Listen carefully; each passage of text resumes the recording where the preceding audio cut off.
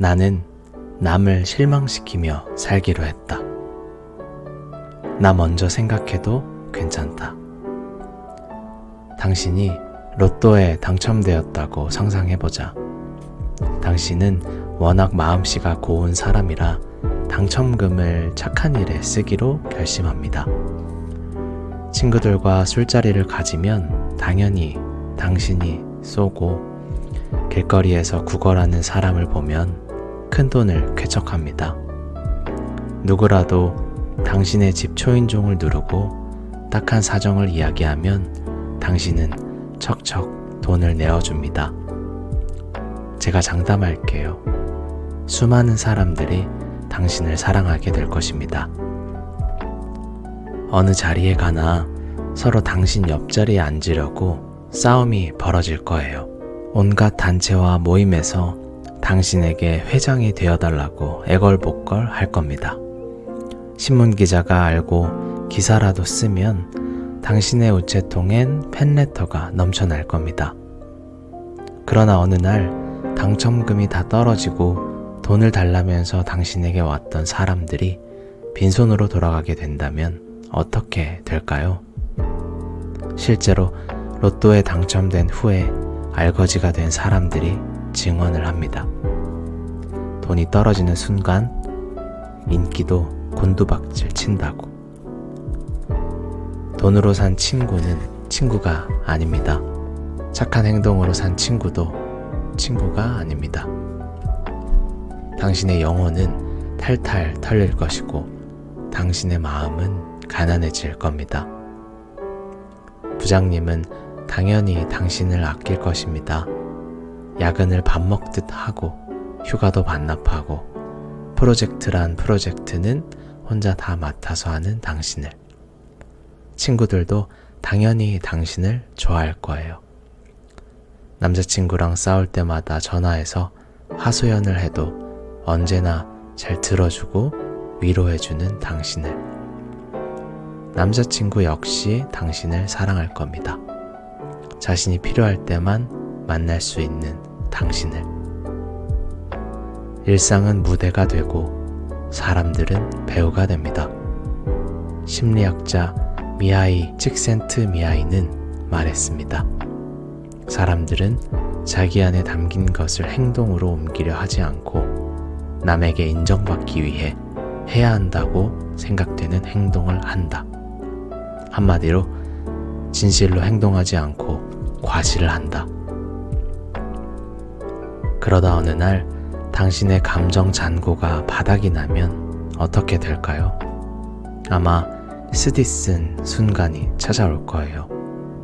지금껏 당신에게 쏟아진 애정은 당신의 선행에 지급된 것이지 당신에게 주어진 것이 아니라는 사실을 깨닫게 될 테니까.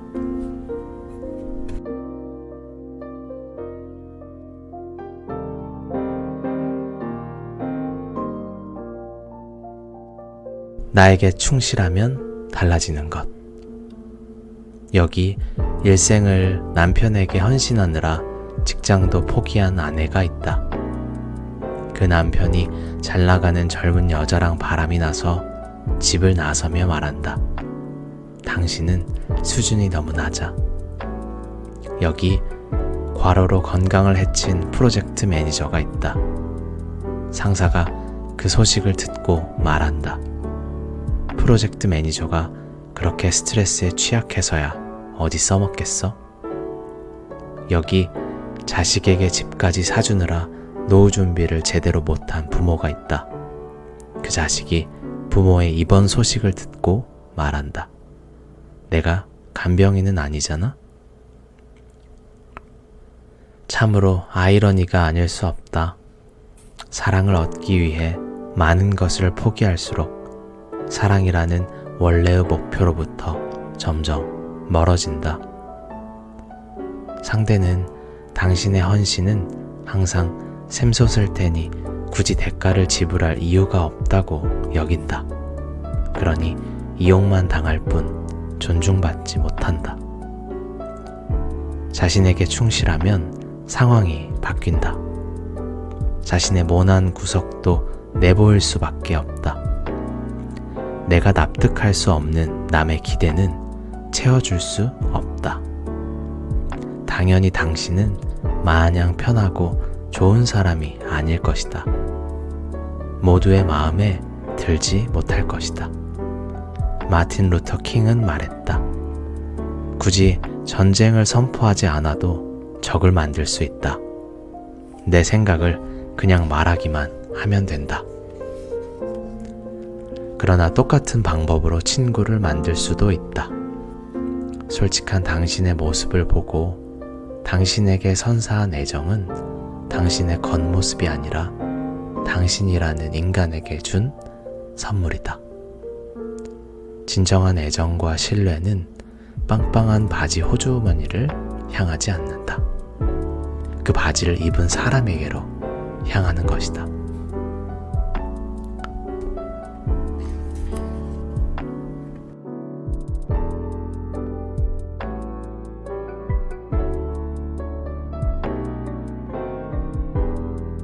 당신은 너무 착해서 안 돼. 설계사 나탈리에 퀘르너는 친절하기로 소문난 사람이다. 동료들의 생일은 꼭 외웠다가 챙기고 고민이 있는 사람에겐 언제라도 상담사가 되어주며 먼저 나서서 커피를 타고 여름 휴가는 맨 꼴찌로 간다.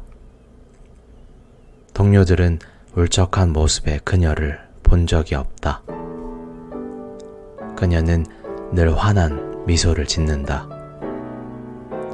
어느 날 중요한 프로젝트가 동료의 손으로 넘어갈 때까지는 그랬다. 그녀가 정말 맡고 싶었던 프로젝트였던 터라 그녀는 부장님께 달려가 이유를 물었다. 그리고 부장님의 입에서 나온 말을 듣고 기가 막힌 나머지 할 말을 잃었다. 너무 중요한 프로젝트라서 말이야. 그걸 맡기기엔 자네가 너무 착해. 나를 찾아온 그녀는 믿을 수 없다는 듯 물었다. 너무 착하다니, 그게 대체 무슨 말일까요? 착한 것과 너무 착한 것, 친절한 것과 지나친 친절, 이해심과 천진난만함은 사실 한 끗 차이다. 그래서 소통심리학자 프리데만 슐츠는 아무리 긍정적인 가치라도 지나치면 부정적이 될 수도 있다고 했다. 투지가 넘치면 앞뒤를 못 가리는 막무가내가 될 수 있듯 친절도 지나치면 비굴해진다. 상대의 호감을 얻으려는 노력이 오히려 상대의 무시를 불러오는 것이다.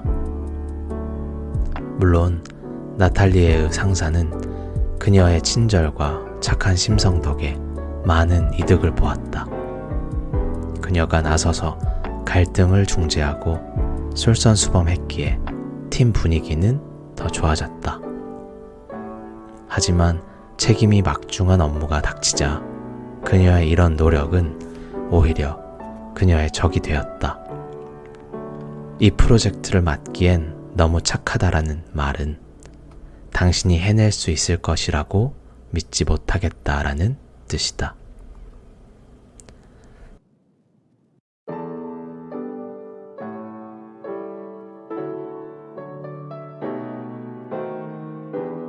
나부터 나를 존중해야 하는 이유. 부장님의 걱정이 지당하지 않은가? 항상 자신의 이익을 제일 뒷전으로 미루는 직원이 어떻게 문제를 해결하고 프로젝트를 관철시키겠는가? 프로젝트 팀원들은 그녀의 지시를 귀담아 듣지 않고 제멋대로 굴 것이고 클라이언트는 사람 좋은 그녀에게 마구 갑질을 해댈 것이다. 너무 친절한 사람은 무시해도 된다는 메시지를 전송한다. 비굴한 태도로 남의 은혜를 사려 한다는 인상을 퍼뜨린다. 언제나 만면에 띈 미소가 바로 그 증거다. 몇몇 종의 원숭이는 두 가지 상황에서 이빨을 드러낸다고 한다. 하나는 경쟁자를 위협할 때이고 또 하나는 무기를 내려놓고 항복할 때이다. 우리 인간도 마찬가지다. 어린 시절에 그런 경험이 없는가? 모욕을 당했을 때, 놀림을 당했을 때 분노하거나 슬퍼하는 대신 어정쩡한 미소를 지었던 경험이. 그 미소로 우리는 강한 적을 내 편으로 만들려고 했다. 그러나 돌아온 것은 정반대의 결과였다. 우리는 무기를 내려놓았고 상대는 우리를 존중하지 않았다. 학창시절을 한번 돌아보자. 솔직히 너무 착한 여학생, 남학생은 인기가 없다. 선생님 말씀 잘 듣고 공부 열심히 하는 모범생이 매력적인가? 아니면 말썽은 좀 피워도 이어폰을 귀에 꽂고 다니며 음악에 미칠 줄도 알고 영화관이나 클럽을 들락거리는 친구가 더 인기가 좋은가? 물론 친절한 친구도 인기가 급상승할 때는 있다. 숙제 베낄 때, 고민 상담할 때 등이다. 그러나 그들에겐 딱 한 가지 매력이 없다. 안타깝게도 그들이 착한 행동으로 얻고자 한 것은 바로 그 매력인데 계획이 실패로 돌아가는 것이다. 이런 게임의 법칙은 평생 동안 계속된다. 너무 친절한 가게 주인은 툭하면 값을 깎아달라는 고객의 성화에 괴롭다. 너무 착한 선생님은 학생들에게 무시를 당한다. 너무 친절한 정치인은 평생 남의 선거전만 지원해주다 끝난다. 이제 당신은 이렇게 항의할지도 모르겠다. 요즘처럼 각박한 세상에 자신의 이익보다 공익을 먼저 생각하는 그런 사람이 꼭 필요하지 않냐고. 그럴 수도 있다. 하지만 남을 먼저 생각하느라 자신의 건강과 행복이 희생된다면? 선행과 친절은 좋은 것이다. 하지만 건강한 균형이 필요하다. 오늘 당신이 커피를 타면 내일은 상대에게 커피를 요구해야 한다. 이번 달에 당신이 휴가를 포기했다면 다음 달엔 당신이 제일 먼저 휴가를 써야 한다. 모든 인간관계에는 위와 아래가 있다. 대화를 나눌 때도 마찬가지이다. 길을 묻는 쪽은 아래이고 길을 가리키는 쪽은 위이다. 건강한 관계에선 위아래가 계속 바뀐다. 하지만 늘 길을 묻기만 한다면 제대로 대접받을 수 없다. 늘 웃는 사람의 미소가 얼마나 값어치가 있겠는가? 늘 칭찬하는 사람의 칭찬이 얼마나 기쁨을 주겠는가? 친절해도 인플레이션 법칙이 통한다. 과유불급이다. 양이 적절해야 한다.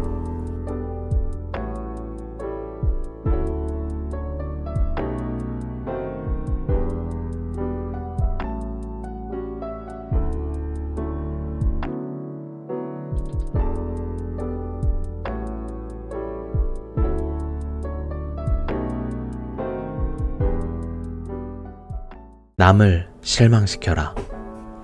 나를 실망시키지 말고. 내 인생의 열차는 구청역에 오래 정차하지 않았다. 나는 사표를 내고 대학에 들어가서 저널리즘을 공부했다. 나의 멘토는 아주 특별한 분이셨다.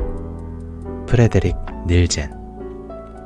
히틀러가 정권을 장악하자 1933년 프라하로 가서 그곳에서 나치에 저항하는 글을 쓴 사람이다. 그의 글은 폭발적인 호응을 얻었다. 독일군이 프라하를 점령하자마자 그를 게슈타포 지명수배자 명단 제7위에 올렸을 정도였다. 닐젠은 나치를 향해 날카로운 창과 같은 시를 던졌다. 그리고 1988년 내가 그를 만났을 당시에도 여전히 타자기를 두드리며 무능한 정치를 비판했다. 내가 그런 유명인을 만날 수 있었던 것은 미하일 고르바초프를 변호한 나의 독자 편지가 그의 마음에 쏙 들었기 때문이다. 그렇게 프레데릭 닐제는 할아버지 같은 내 친구가 되었다. 그는 내게 저널리즘에 투신하라고 충고했다. 자네는 일간지 정치부 기자가 딱 맞아. 이런 충고는 학창시절 나의 장문을 읽고 칭찬을 아끼지 않으시던 우리 국어 선생님께도 들었던 것이다. 뭔가 기시감이 드는 것 같기도 하다. 공무원 시험을 칠 당시에도 그랬다. 그때도 다른 사람들이 내 인생 열차의 기관차에 올라 방향을 지시했다. 물론 이번에는 훨씬 더 내 마음에 드는 방향이었다. 하지만 정치부 기자가 정말로 내가 바라는 인상일까? 신문사의 정치적 방향에 억지로 맞출 필요가 없는 자유로운 삶이 더 바람직하지 않을까? 정치보다 더 매력적인 분야는 없는 걸까? 나는 어린 시절부터 낚시광이었다. 조용한 강가에 앉아 피어오르는 물 한 개를 보며 낚시를 하는 것이 좋았다. 그래서 몇 년 전부터는 독일 최대의 낚시 잡지 블링커의 자유기고가로 글을 쓰고 있었다. 글쓰기와 낚시라는 나의 양대 취미를 부업으로 승화시킨 것이다. 워낙 좋아하는 일이다 보니 일을 하고 있어도 휴가를 즐기는 기분이었다. 그런 참이라 이런 생각이 들었다. 이참에 아예 낚시 잡지사에 들어가면 어떨까? 하루 종일 글을 쓰면서 낚시만 생각할 수 있다는 것이 너무 매력적이었다. 마침 블링커로부터 나를 인턴으로 채용하고 싶다는 제안을 받았다. 인턴 기간이 끝나면 정식 기자로 임명하겠다는 것이었다. 프레데릭 닐제는 반대했다. 그런데 가봤자 괜히 재능만 낭비하는 거야. 물고기 이야기라면 다른 사람들도 쓸 수 있어. 자네는 정치부에 들어가야 해. 독자 편지는 계속 쓸 생각이에요. 내가 반박했다. 기사를 쓸 재능이 있는 사람이 독자 편지나 쓰고 있다니 그게 말이 된다고 생각하나? 낚시 잡지에 들어가면 정치부엔 못 들어가. 왜죠? 낚시는 중요한 일이 아니니까. 그건 부업으로 하게나. 뜬 눈으로 지새는 밤이 이어졌다. 심장은 무조건 네 생각대로 해 라고 외쳤다. 그러나 이성이 태클을 걸었다. 그러지 마. 멘토를 실망시켜서야 되겠나. 사실 그분은 나보다 몇천 배나 지혜로운 분이었다. 지금껏 내가 만난 사람들 중에서 가장 해안이 뛰어난 분이었다. 1938년 뮌헨 조약이 체결되자마자 체인벌린, 루스벨트, 달라디에에게 공개 서한을 보내 조약의 결과를 정확히 예언함으로써 세상을 놀라게 했던 분이다. 나 같은 피라미가 감히 그런 분의 충고를 무시할 참인가. 하지만 한번 길을 잘못 든 경험을 통해 나는 중요한 결정을 내릴 때 오직 한 사람의 말에 귀를 기울여야 한다는 것을 배웠다. 그 사람은 바로 나 자신이다. 그래서 나는 짧지만 위대한 그 한마디를 입에 올렸다. 프레데릭 닐젠의 충고에 NO라고 대답한 것이다.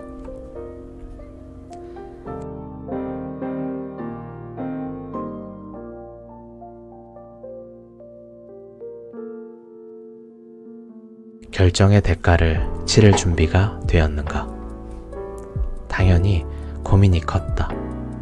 실제로 내가 결심을 말씀드리는 순간 그렇게 온화하기만 하던 닐젠의 눈빛에 냉기가 돌았다. 내 꿈을 실현하려면 은인을 배신할 수밖에 없었다. 하지만 다른 방도가 있었을까? 중대한 결정을 내리면서 나로부터 한 걸음 멀어지지 않고서 남들에게 한 걸음 다가갈 수 있을까? 불가능하다. 인생에서 해묵은 것을 포기하지 않고 새로운 것을 얻을 수 있을까? 불가능하다. 모든 결정에는 가격표가 붙어 있고 우리는 곰곰이 따져야 한다. 나는 저 가격을 지불할 준비가 되어 있을까? 라는 질문을 던지면서 말이다. 몇 가지 예시를 들어보자. 당신은 지금 당장 사표를 던질 수 있다. 이 직업에 신물이 났거나 상사 때문에 미칠 지경이어서 사표를 던지고 싶은 마음이 굴뚝 같을 수도 있다. 하지만 사표를 던지면 보기 싫은 상사는 안 봐서 좋을지 몰라도 정말 좋아하는 동료들과 헤어져야 하고 고정적인 수입과 안정적인 미래를 포기해야 한다. 당신은 당장 짐을 싸서 해외로 떠날 수 있다. 이놈의 나라가 지긋지긋해서 여름은 덥고 겨울은 추운 이 기후가 마음에 안 들어서 진즉부터 떠나고 싶었을 수도 있다. 하지만 그 대가로 고향과 친구와 치과 의사와 입에 맞는 음식을 포기해야 한다. 당신은 오래 사귄 연인에게 헤어지자고 말할 수 있다. 사실 둘 사이가 예전 같지 않은 지가 꽤 오래되었다. 하지만 그 대가로 상대의 마음을 아프게 할 수도 있고 외로움을 견뎌내야 할지도 모를 일이며 지금의 상대보다 더 따분한 인간을 만날지도 모른다. 당신은 당장 땅을 사서 꿈의 집을 지을 수도 있다. 남의 집을 떠돌면서 2년에 한 번씩 이사를 다니는 것도 참 못할 짓이다. 그러나 그 대가로 산더미 같은 빚을 질 것이고 대출이자에 허덕이게 될 것이다. 옳다고 생각하면서도 변화의 대가를 지불하고 싶지가 않아서 그 일을 하지 못하는 사람들이 의외로 많다. 예를 들어 지금 직장이 너무 마음에 안 들지만 불안한 삶이 싫어서 사표를 쉽게 던지지 못하는 것이다. 하지만 아무것도 이루려 하지 않으면 아무것도 얻을 수 없다. 나의 결정은 나에게 행운을 안겨다 주었다. 블링커에서 나는 행복했고 또 글쓰기 실력을 멋지게 갈고 닦은 덕분에 언론 아카데미 르포상을 받았다. 그제야 닐젠이 환한 웃음을 지었다. 내게 상을 안겨다 준 글이 998을 비판하는 정치 르포였기 때문이다. 멘토의 눈빛이 다시 부드러워졌다. 나의 길이 옳았음을, 적어도 나에게는 옳았음을 그분도 인정했기 때문일 것이다.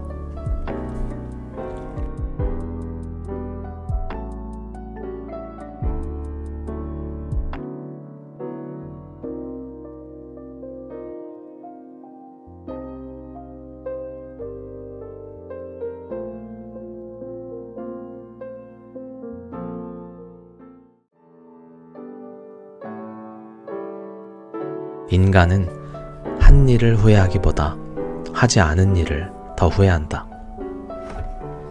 그 남자는 성 안으로 들어가려 했다. 무슨 수를 써서라도 인생에서 가장 중요한 문제를 해결하고 싶었기 때문이다. 하지만 문 앞에서 문지기가 길을 가로막았다. 놈은 한 발짝도 물러서려고 하지 않았다. 이제 어떡하지? 남자는 돌아가지 않고 끈기 있게 기다렸다. 며칠, 몇 년, 몇십 년 동안. 숨이 끊어지기 직전 그가 문지기에게 물었다. 왜 나 말고 아무도 들여보내달라는 사람이 없습니까? 문지기가 말했다. 여기는 자네 말고 아무도 들어갈 수가 없어. 이 문은 자네만을 위한 문이었으니까. 프란츠 카프카의 소설 심판의 주인공 요제프 K는 평생을 문 앞에서 보냈다. 질문에 대한 답을 찾지 않고서 인생의 방으로 발을 들이지 않고서 그저 망설이며 서성이기만 했다. 왜 그랬을까? 마음이 줄다리기를 했기 때문이다. 한쪽에선 호기심이 그를 안으로 잡아당겼다. 다른 쪽에선 문지기와의 갈등을 꺼리는 소심함이 그를 밖으로 끌어당겼다.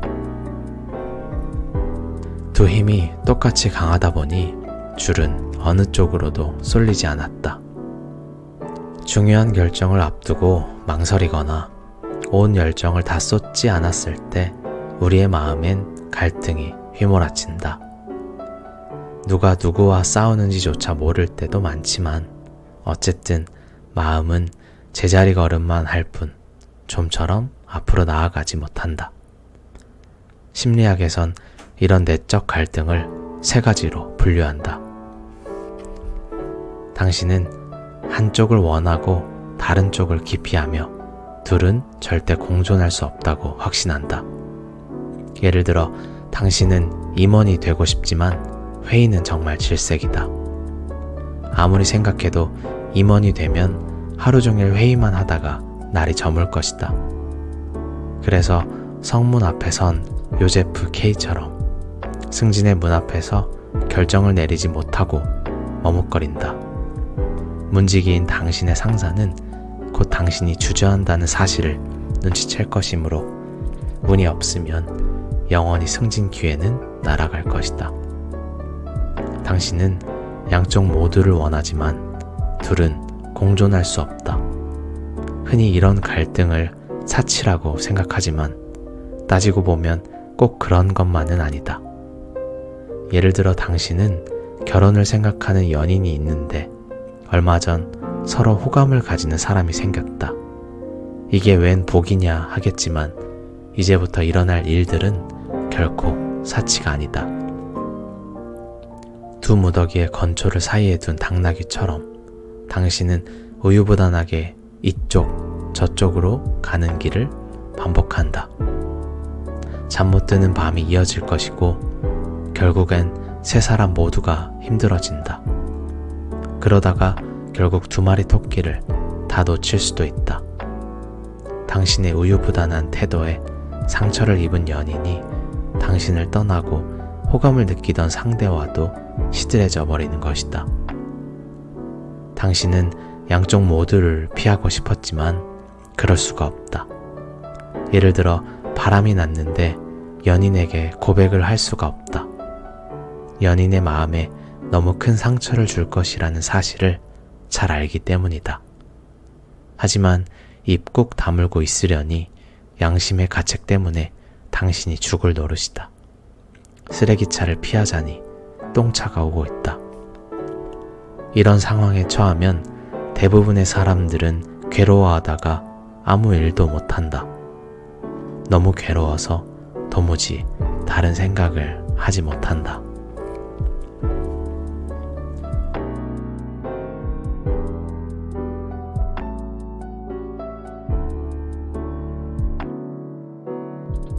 어디서나 통하는 마법의 주문은 있다.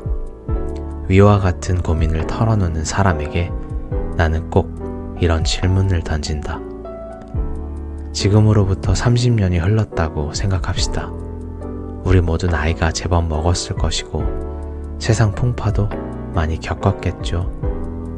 그 나이에 지금 상황을 돌아본다고 상상해봅시다. 지금의 젊은 당신에게 30년 후에 늙은 당신은 과연 무슨 말을 해줄까요? 어떤 길을 가라고 충고할까요? 지금의 당신에게도 이 질문을 던지고 싶다. 시간 간격을 두고 지금의 갈등을 지켜본다면 저 높은 언덕에서 피 터지게 싸우는 전투 현장을 내려다보는 사령관처럼 모든 상황이 일목요연해질 것이다. 이런 갈등 자체가 비생산적이거나 우스꽝스러워 보일 수도 있다. 산더미 같던 문제도 시간이 흐르고 나면 정말 아무것도 아닌 일일 수도 있다. 요제프 K도 멀리 떨어져서 바라보았더라면 이렇게 생각했을지도 모른다. 문지기랑 싸우면 내가 질 수도 있다. 하지만 안 싸우면 이미 진 것과 진배 없다. 그러니까 싸워보자. 어디서나 통하는 마법의 주문은 결단력이다. 후회의 심리학을 연구하는 미국의 심리학자 토머스 길로비치는 사람들에게 과거를 돌아볼 때 가장 후회되는 일이 무엇이었냐고 물었다. 응답자 4명 중 3명이 어떤 일을 하지 않았던 것을 후회했고 기회가 왔을 때 놓친 것을 아쉬워했다. 반대로 어떤 일을 해서, 예를 들어서 직장에서 어떤 결정을 내려서 후회했다는 응답자는 4분의 1에 불과했다. 인간은 한 일을 후회하기보다는 하지 않은 일을 더 많이 후회하는 것이다. 용기 내서 고백도 못 해왔으면서 그 사람과 사귀면 어떨지를 어떻게 알 수 있을까? 승진을 향한 투지를 불태우지도 않으면서 어떻게 이사가 되면 회의가 많아서 괴로울지 안 괴로울지를 알겠는가? 출판사에 원고를 보낼 용기도 없으면서 당신에게 작가의 재능이 있는지 없는지를 어떻게 안단 말인가? 당신이 내릴 수 있는 최악의 결정은 요제프 K의 결정이다. 아무것도 결정하지 않겠다는 결정이다. 인생은 오지선다형 시험지가 아니다. 식당 테이블에 놓인 메뉴판이 아니다. 인생은 정해진 메뉴를 선택하는 것이 아니다. 같은 식재료라도 그것으로 무엇을 만들지는 당신의 손에 달려있다.